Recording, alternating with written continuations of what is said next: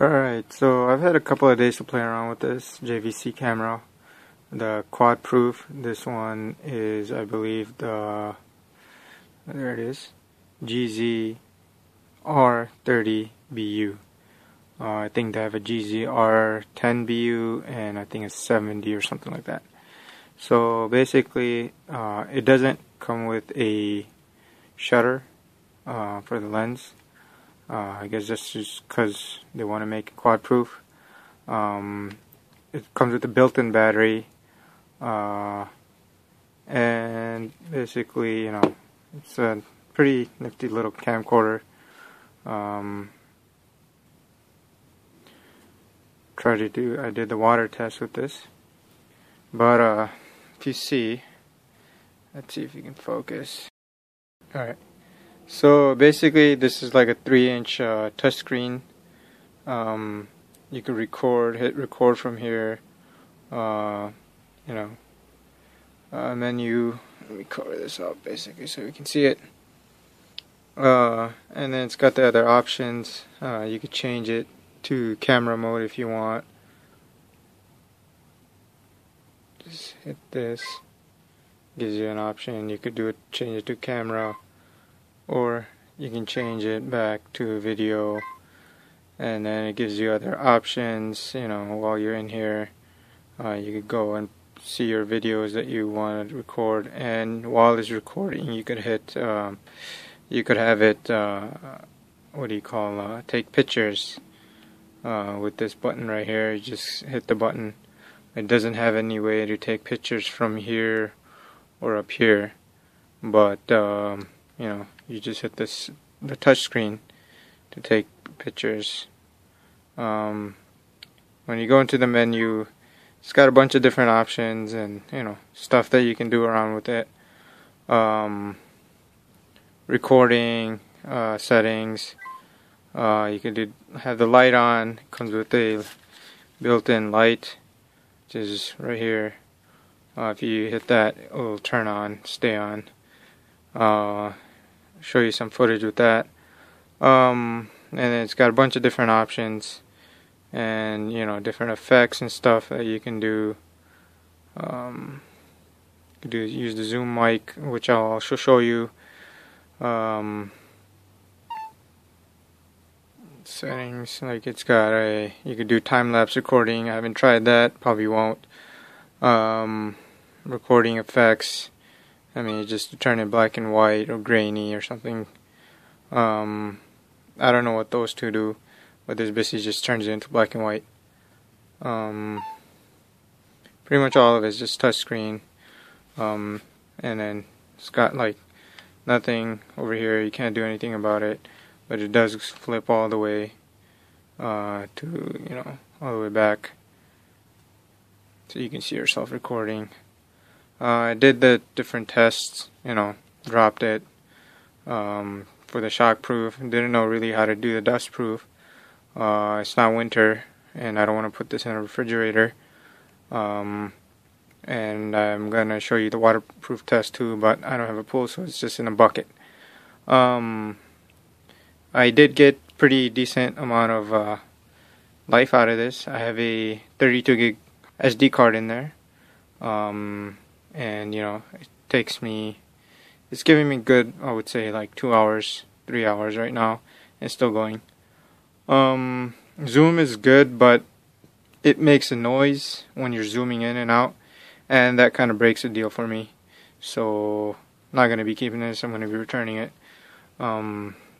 Basically, it's an overall good camera if you're going underwater or snorkeling or something, whatever you want to do. But in terms of everyday usage, if you don't use it in water as much, you don't really need it. One other thing about this camcorder is there's no other power switch per se. Once you open up this little flap, basically that's the on switch, and you can't really turn it off. There's no way of turning it off except when you close it down. That's when it powers off. Like other camcorders, they have an extra power on-off button. This one basically is, that's to turn it off, and if you want to turn it on, it does this, and then it turns on.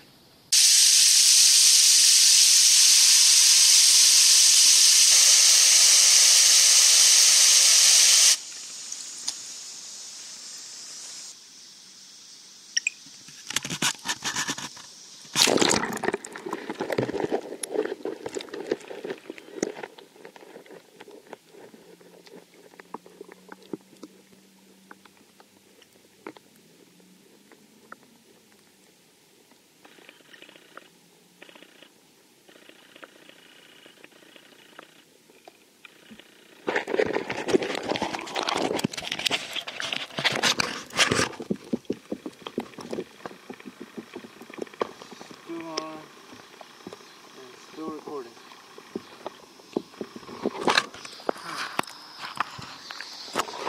Alright, we'll see how it goes.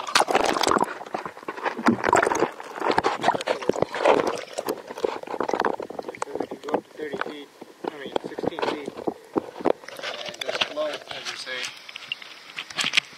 We will see how the video and stuff comes out.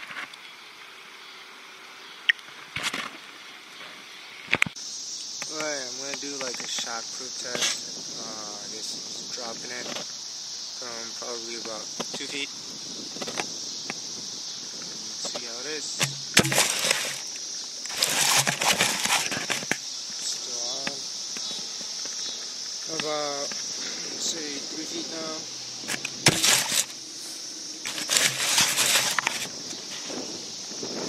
Still on. Try a dust-proof thing, I guess. I don't know if this is dust or not on a baseball field.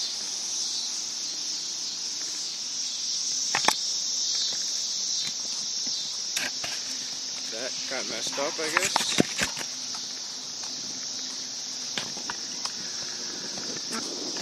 There we go.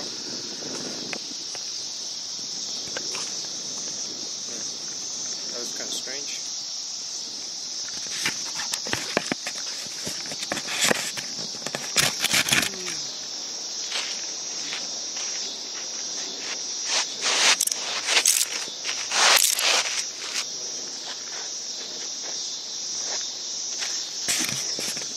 I don't know what the dust-proof test would prove, but it's kind of weird. I don't know how to actually do that. Alright, I'm going to do another test for walking. I'm going to walk from here to there, that green shed type of thing. See how much it shakes. Most of it's probably just me shaking. Let's check it out.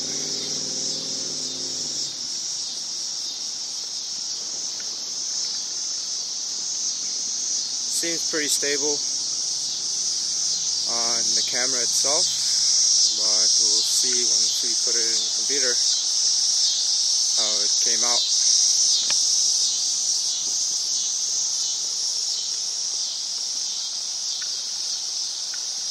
Now let's do some running.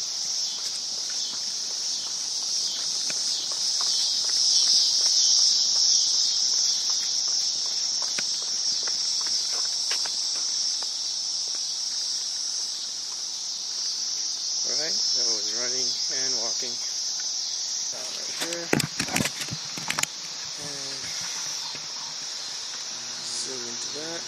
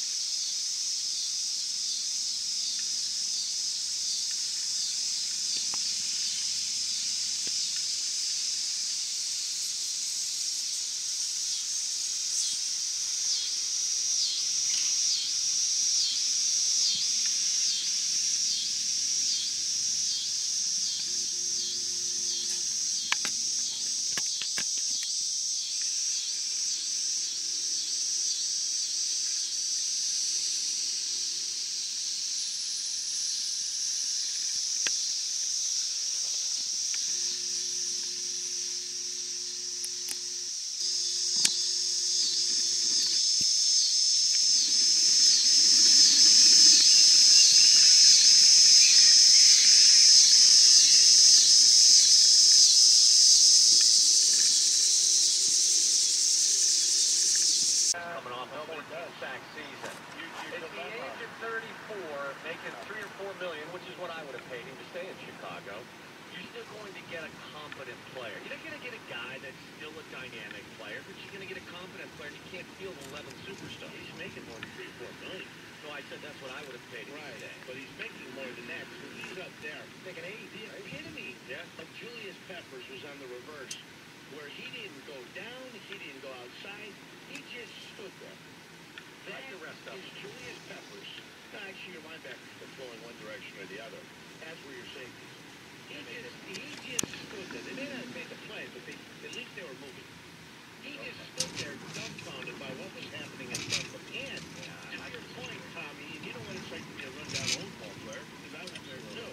I was there as my first year in the league. I was a rundown old ball player. This is the best he's going to feel all year. Going into that game was the best he's going to feel. Like a wager. But surely the attrition rate moving forward will have him less and less effective as he goes on. Well, and I don't disagree with that because they have him on the field for 70 plays. And let me tell you this, I don't want to see Jared Allen on the field for 60 plays. I want 45 plays out of Jared Allen. But let's make a little wager. What do you want to go over under number of sacks this year? Listen, there may be times that he's on the field and just let him go unencumbered to the quarterback. They make a wager. That's not the game I play. I don't make a wager. How about a nice bottle of wine? That's the game you play. I don't play that game. Unblocked guys. Let's do a nice bottle of wine. Let's do this. How many? What would you set the over and under on for a guy who's obviously, as you said, got nothing left and is a dog? I'm not setting the over under on him. Storm, you want to play? You set the number. I mean, I think set the number. I mean, I'll play. Yeah. Set the number, Tommy. 7 or 8? 6.5. 6.5 sacks. Ooh, Alex Brown territory. 7 last year. That is into Alex Brown territory. $8 million a year guy. You got to Come on, Tommy. You're smarter than that.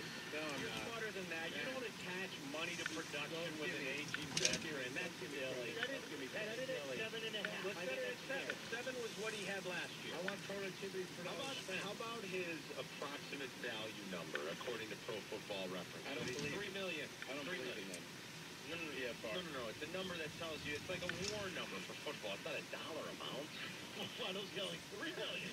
Well, I don't know what that is. You're smarter than that. You're smarter than that. I don't think you can go on sacks. Like, I mean, if you look at his career, he's traditionally been a 15 to 18 kind of guy, which is pretty good. Last year he was at a 7, which is bad because he was bad. And how about you set it at double digits, which would say that, okay, he had a better season than I thought. So 10 or above. 10 or above, I don't know what those metrics mean. 10 sacks is what he's saying. No. No, he's not. I'm not. I'm saying I'm not. I love Waddle shouting at 3 million. I thought that's what you were saying. What value did they put on him? What he should be paid? No, I think it's sort of like their attempt at creating a war number for baseball or, a win shares number for basketball. It kind of like tries to put it in perspective. Well, yeah, they're just wins. They're just numbers that represent how many more wins they're worth than a simple man. You're like Phil Hartman on Frozen Caveman football analyst. I don't understand your laws. I'm a simple caveman. Your metrics scare me. No, I don't think we'd be making Peppers bad. To me, he looked bad. That's all. My takeaway was, God, Julius Peppers looks bad. I thought he had one really great rush against Okung, and that was it. The over-under on Bovada is 9.5 for Julius. Under. Sack? No, under.